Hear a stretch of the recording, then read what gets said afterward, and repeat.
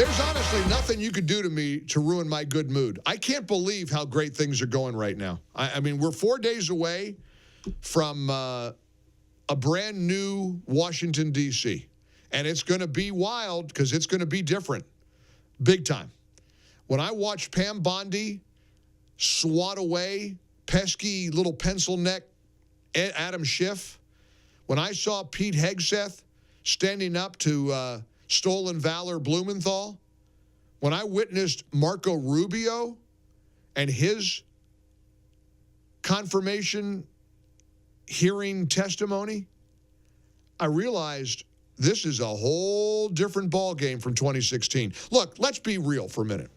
2016, you had a guy who was the long shot of long shots, a guy who came down the golden escalator promising to secure our borders, to restore love of country and law and order and respect to the United States of America. That was 2016. This is going to sound disrespectful. You know me well enough to know that this isn't how I mean it, but he didn't know what he was doing. That was the Mr. Smith Goes to Washington story. You think he knew Washington, D.C.? I think even in some of his more candid moments, President Trump admits that. He didn't know. He didn't know the swamp. He didn't know the deep state. Well, he knows them now.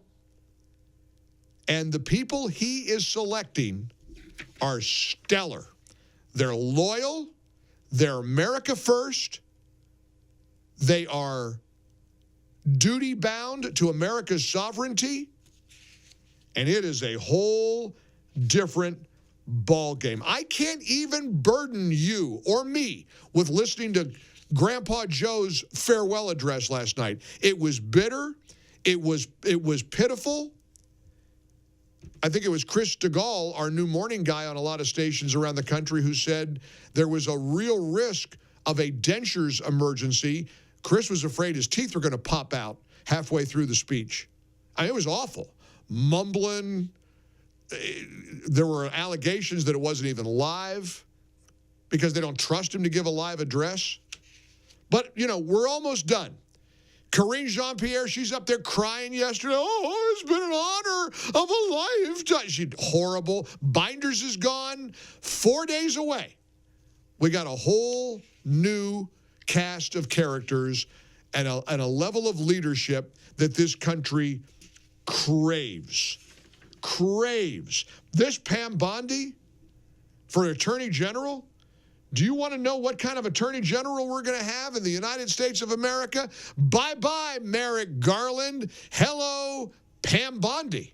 Do you have the independence to say that? Do you have the gravitas, the stature, the intestinal fortitude to say, Donald Trump, you lost the 2020 election? Can you tell us that here today? Senator, what I can tell you is I will never play politics. You're trying to engage me in a gotcha.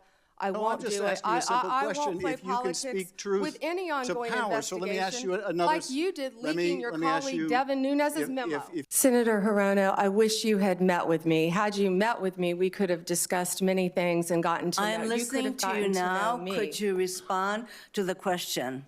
Yeah, you were the only one who refused to meet with me, Senator.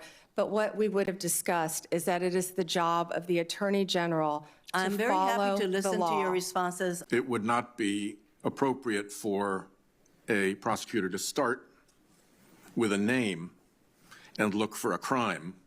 It's a prosecutor's job to start with a crime and look for a name, correct? Senator, I think that is the whole problem with the weaponization that we have seen the last 4 years and what's been happening to Donald Trump. They targeted Donald Trump. They went after him, actually starting back in 2016. They targeted his campaign. They have launched countless investigations against him. That will not be the case if I am Attorney General. Going after parents at a school board meeting has got to stop. For practicing your religion, sending informants into Catholic churches must stop. If confirmed, I will do everything in my power, and it will be my great responsibility to make America safe again. Wow. How about that for an Attorney General? Look, when Sheldon Whitehouse from Rhode Island said, you would agree it's not the role of a prosecutor to identify an individual and then find a crime, I swear I almost fell right off the couch and rolled around on the floor laughing hysterically for 15 minutes considering what they did to Donald Trump. And I was praying she would say that, and she did. Oh, you mean what they did to Trump? You mean what Alvin Bragg and Fannie Willis and Merrick Garland and Jack Smith, all of these scoundrels, you mean the way they said, let's stop Trump? That's our guy. Now let's find a crime. Let's find some crackpot magazine columnist claimed that 100 years ago he groped her in a dressing room in a New York City department store. Yeah, let's do that. Let's find some business records that were categorized or whatever. If it was a crime, it would have been a misdemeanor. It expired because of the statute of limitations, but now let's turn that into 34 felonies and get a bunch of New York stooge jurors to find him guilty. Well, let's get a bunch of New York City Trump haters to go in there and say, yeah, guilty of all 34 counts. Is that what you mean, Sheldon Whitehouse? My gosh, these people have nerve. He had that question prepared in advance. Like nobody would be watching. Nobody would notice. Wait a minute. You've got the audacity to say that? You agree it's a bad idea to have a prosecutor identify a... Can you isolate that when we come back, Christian? I want that little blip of that clown, Sheldon Whitehouse, having the gall, the nerve, the temerity to say to Pam Bondi, now it's a bad idea for prosecutors to identify a person and then try to find the crime. I couldn't believe it. My whole apartment building shook when I screamed at that moment. I could not believe my eyes, my ears. Like Kurt Schlichter says, these Democrats have no bottom. There's no low they won't go. Here's a little montage of Marco Rubio. Of course, he's going to be our next Secretary of State. He's splendid. And again, the breaking news, Ron DeSantis, the governor of Florida, has picked the Attorney General, Ashley Moody, to replace Marco Rubio. So it will go from Attorney General Ashley Moody to Senator Ashley Moody.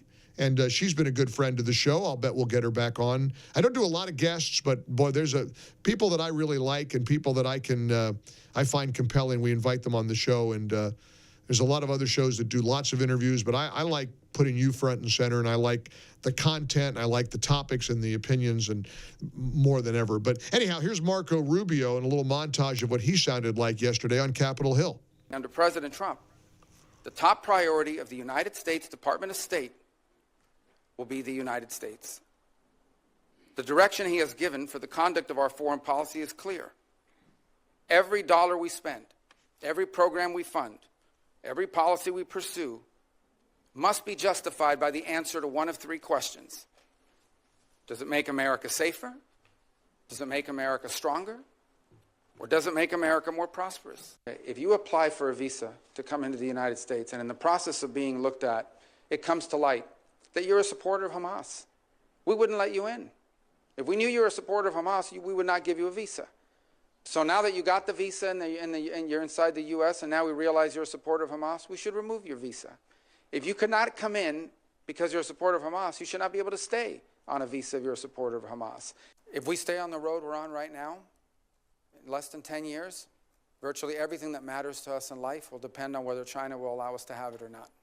Everything from the blood pressure medicine we take to what movies we get to watch, and everything in between, we will depend on China for it. They have come to dominate the critical mineral industry supplies throughout the world, Everywhere in the world, they've now established critical mineral rights. Even those who want to see more electric cars, no matter where you make them, those batteries are almost entirely dependent on the ability of the Chinese and the willingness of the Chinese Communist Party to produce it and export it to you. So if we don't change course, we are going to live in a world where much of what matters to us on a daily basis, from our security to our health, will be dependent on whether the Chinese allow us to have it or not. That's an unacceptable outcome. I was talking to a friend of mine yesterday about how lucky and really, and I mean lucky, Donald Trump is. You go back just 6 months ago. Look at what happened during the campaign. They shot the man. They shot the man. They convicted him of felonies that trumped up bogus, goofy New York circus. They tried to destroy him in Atlanta, Georgia. Remember when he was fingerprinted? I don't think he got fingerprinted, but the mugshot? I was in Fulton County, Georgia. Watched the motorcade drive by when he went to get processed through that Fannie Willis, that garbage prosecutor. Look at what they did to him. And he won. And he won easily. He won all the swing states. She didn't get one. Poll just came out yesterday, Fox News. He's got the highest favorability ratings he's ever had. He's the most popular he's ever been. As Biden, limps off into the sunset with a 39% approval rating, you know what Trump's approval rating is right now? According to Fox News, 50%. Trump's got a 50% favorability rating. 11 points ahead of Grandpa Joe. The man is the luckiest son of a gun I've ever seen in my life. I'm not trying to be glib here. I mean it. This is a guy who stares down adversity more than any other Avenger superhero you've ever seen in the movies. Look at what this guy continues to do. And we're heading into the inauguration Monday with a whole head of steam, a lot of wind at our backs, and a lot of optimism on the horizon. 14 before the hour, our number is 800-655-MIKE. Ohio just texted me. He did get fingerprinted. I don't think he did. I think it was an electronic thing. I don't think it was the old, ink, and the man had to get it. He's a germaphobe. He wouldn't have liked all that ink on his fingers. Look, he beat them. He beat them. Give me some songs that we should play Monday as we celebrate the inauguration together. And again, a reminder, we're going to cover all the inaugural events right here on the Mike Gallagher Show. So if it's live during my show, you'll hear it all and see it all on the Salem News Channel on the Mike Gallagher Show. Coming up.